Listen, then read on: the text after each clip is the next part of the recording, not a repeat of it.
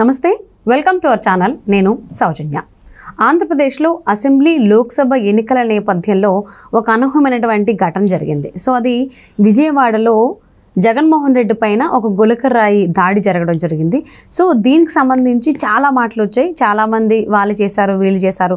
First దాన్ని ఏమో గులకరాయి అన్నారు, తర్వాత వాటర్ గన్ అన్నారు, ఎయిర్ గన్ అన్నారు, లేకపోతే అక్కడ ఫుట్పాత్కి సంబంధించి చాలా వచ్చాయి. సో చాలామంది పేర్లు కూడా వినిపించే, వాళ్ళు చేశారు, వీళ్ళు చేశారని.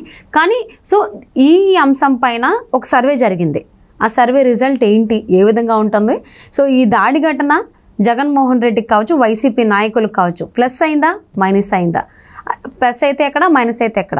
ఈ అంశానికి సంబంధించి మనతో మాట్లాడడానికి, వారి విశ్లేషణని మనతో పంచుకోవడానికి ఈరోజు మనతో పాటు ఉన్నారు సీనియర్ జర్నలిస్ట్ జగదే ఉన్నారు. వారితో మాట్లాడదాం. నమస్తే అండి. నమస్తే. అసెంబ్లీ లోక్సభ ఎన్నికలు జరుగుతున్నాయి ఆంధ్రప్రదేశ్లో.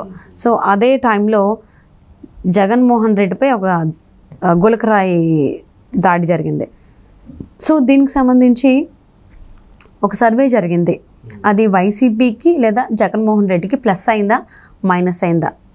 సో దాడి జరిగిన చోట కావచ్చు, లేకపోతే జగన్మోహన్ రెడ్డి సొంత స్థలం కావచ్చు, ఆ జిల్లాలకు సంబంధించి ఇంపాక్ట్ ఎలా ఉంది అంటారు ఈ దాడి ఘటన? ప్లస్ అయినట్ట, మైనస్ అయినట్టు, అసలు ఏంటి సర్వే ఏం చెబుతోంది? ప్లస్ మైనస్ అని పూర్తి స్థాయిలో చెప్పలేం కానండి. అంటే రిజల్ట్ ఎటువైపు ఉంటుందనేది ఆల్రెడీ సర్వేలు చెప్తూనే ఉన్నాయి. వారు వన్ సైడ్ ఉంటుంది, ఒక 40 నుంచి 50 వరకు వైసీపీకి వస్తాయి, 100+ కూటమికి వస్తాయి, మిగతా ఒక 30 స్థానాలు టఫ్గా ఉండబోతుందని సర్వేలు చెప్తూనే ఉన్నాయి. అంటే ఇప్పుడు ఆ 30 స్థానాలు వైసీపీకి వేసుకున్నా కూడా 40, 30, 70కి మించి అవ్వట్లేదు వైసీపీ.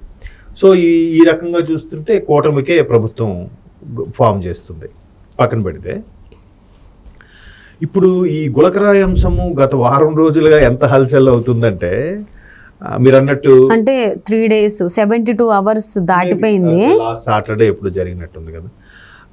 చాలా రకాలుగా మీరు అన్నట్టు రాయ్ అంటాడు ఒకడు, ఫుట్పాత్ కడుతుంటే దానిలో పెచ్చు తీసుకొట్టాడు ఒకడు అంటాడు, ఎయిర్ గన్తో కొట్టారంటారు ఒకడు, ఆ గజమాలలో ఉన్న ఏదో చిన్న హుక్కు తగులు కూడా ఇలా జరిగిందంటారు ఒకరు.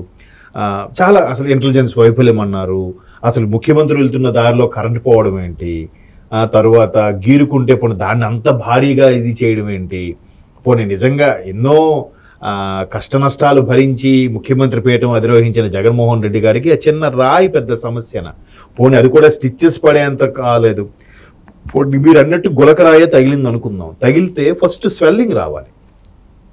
స్వెల్లింగ్ వచ్చినట్టుగా ఏ ఫోటోలోనూ ఏ వీడియోలోనూ కూడా లేదుగా. అంటే అంత ఫోర్స్గా తగిలితే, ఖచ్చితంగా చెక్కుపోయేలా తగిలితే స్వెల్లింగ్ అయితే ఖచ్చితంగా వస్తుంది దాని చుట్టుపక్కల.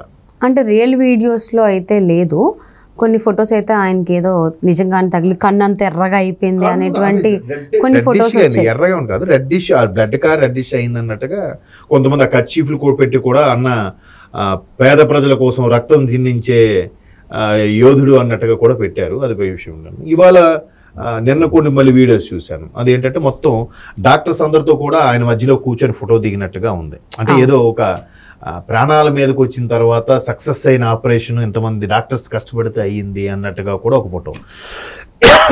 మరొక కొంతమంది ఎంత ఇదైనప్పటికీ జగనన్న కేవలం గవర్నమెంట్ హాస్పిటల్లో మాత్రమే ట్రీట్మెంట్ తీసుకున్నారు, అన్న ప్రభుత్వం కాబట్టి గవర్నమెంట్ హాస్పిటల్ ఎంత బాగా నడుస్తున్నాయి అని ఒక విధంగా రకరకాలుగా. అయితే ఓవరాల్గా అందరూ ఇట్లా మాట్లాడుకుంటుంటే ఎట్టకేలకు వాళ్ళు పట్టుకున్నారని, ఒక రోజంతా సీక్రెట్గా ఉంచి ఇన్వెస్టిగేట్ చేశారని, అందులో ఒక పాత రౌడీ షీటర్ ఉన్నాడని, నెక్స్ట్ అంత చీకట్లో వాడు అంత గురి చూసి ఎలా కొట్టగలిగాడని, చుట్టూ మంది మార్బలము బ్లాక్ క్యాట్ ఉంటుంటే ఆయన ఒక్కడికే ఎందుకు తగిలిందని, ఇలా రకరకాల వాదనలు వినిపించాయి. అయితే ఆయన అంశం ఎందుకు బయటకు తేవట్లేదంటే, ఎట్టకేలకు ఒక న్యూస్, దానికి చెందిన ఒక న్యూస్ ఛానల్ కూడా ఒక న్యూస్ రిలీజ్ చేసింది. ఏంటంటే వాస్తవానికి వెనక్కి జేజేలు పలకడానికి వచ్చిన వాడికి ఒక క్వార్టర్ బాటిల్ను 500 రూపాయలు ఏదో ఇస్తామన్నారు సంథింగ్.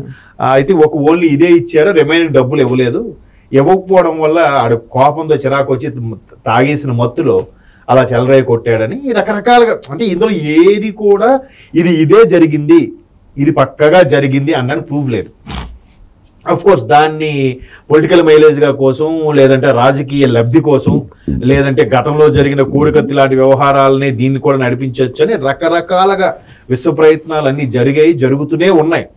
బట్ ఓవరాల్గా మెజారిటీ పీపుల్ అభిప్రాయం ఏంటంటే ఏముందిలేరా ఇవన్నీ పొలిటికల్ స్టంట్, అక్కడ ఏం జరగలేదు కానీ ఏదో క్రియేట్ చేసుకోవాలి కదా అనేవాళ్ళు ఒకరు. ఏముందిలేరా కోడికత్తులాగా ఇదొక డ్రామా అనేవాడు ఒకడు. ఇవన్నీ ఉంటుంది కామన్ లేరా, ఎవరు పొలిటికల్ స్టంట్ వాళ్ళు ప్లే చేస్తుంటారు అనేవాడు ఒకడు. ఇలాగ రకరకాల ఓవరాల్గా అయితే పెద్దగా ఇంపాక్ట్ లేదు అనేది వాస్తవం.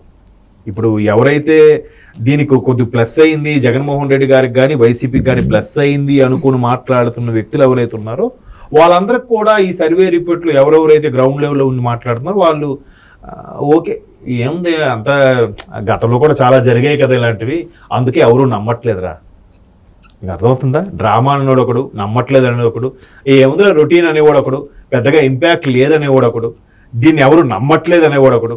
అంటే అంతగా ఒక మొత్తం కలబెల్లి చూస్తే ఏమవుతుందంటే ఈ పొలిటికల్ స్టంట్ ఏదో ప్లాన్ చేశారు, వర్కౌట్ అవ్వలేదు, ఏదో కొంచెం మైలేజ్ వస్తుంది అనుకున్నారు, మైలేజ్ రాలేదురా, కొద్దిగా డిసప్పాయింట్మెంట్ అయింది ఆ విషయంలో. డిగ్రేడ్ అవ్వలేదు కానీ ప్లస్ అయితే అవ్వలేదు.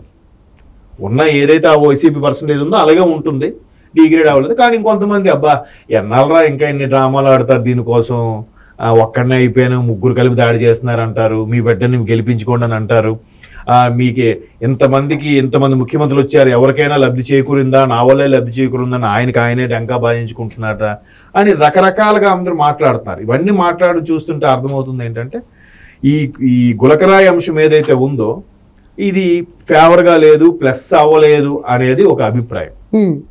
సో ఈ అభిప్రాయాన్ని బట్టి చూస్తే వాళ్ళకి పెద్దగా కలిసి వచ్చేట్టు లేదన్నట్టు కూడా తెలుస్తుంది. గ్రౌండ్ లెవెల్లో కూడా ఇదే రిపోర్ట్లు వస్తున్నాయంట. ఇలా రిపోర్ట్లు వచ్చినప్పుడు ఇంకా ఎక్కువ రోజులు ఇది సాగదేమో. ఇంక ఇదే అంశాన్ని పట్టుకొని ఆల్మోస్ట్ వాళ్ళు ఎన్నికల వరకు వెళ్దామని అనుకుంటున్నారు. బట్ ఈ అంశాన్ని అంతవరకు సాగదీసేలా లేదు, అంతవరకు సాగదీసిన మైలేజ్ వచ్చే అంశం అయితే కనబడట్లేదు.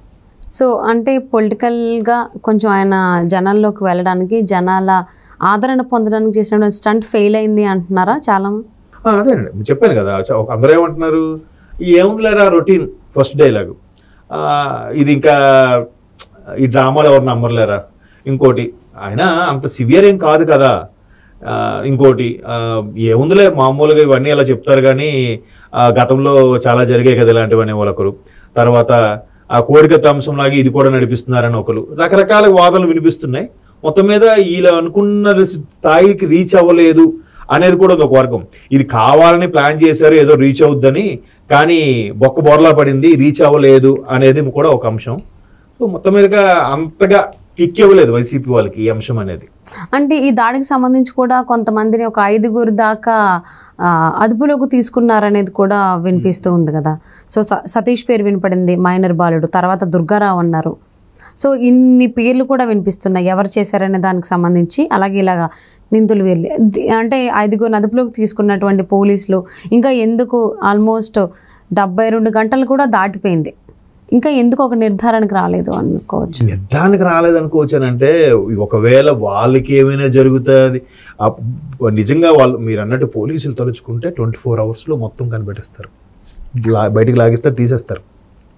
ఒకవేళ ఇట్లా డ్రాగ్ చేస్తే కొద్ది రోజులైనా మైలేజ్ వస్తుంది అనుకుని డ్రాగ్ చేస్తున్నారేమో, వాడు దొరికాడు వీడు దొరకలేదు, సీక్రెట్గా ఇన్వెస్టిగేట్ చేస్తున్నాం, 3 అదుపులో తీసుకున్నాం, 4 తీసుకున్నాం, 5 తీసుకున్నాం, ఇవన్నీ ఇంకొన్ని రోజులు దీన్ని నాంచుదాము ఈ అంశాన్ని. ఇప్పుడు ఇది ఏముంటుందంటే మెజారిటీ ఆఫ్ పీపుల్ ఏముందిలేరా డ్రామా అనుకున్నప్పటికి కూడా సర్లే కొంత ఏదైనా ఇప్పుడు 10 సార్లు దాన్ని రుద్దడం వల్ల ఒక రకమైన ఇంపాక్ట్ వచ్చి పాపం అవును నిజమే కావాలా అనిపిస్తుంది కదా.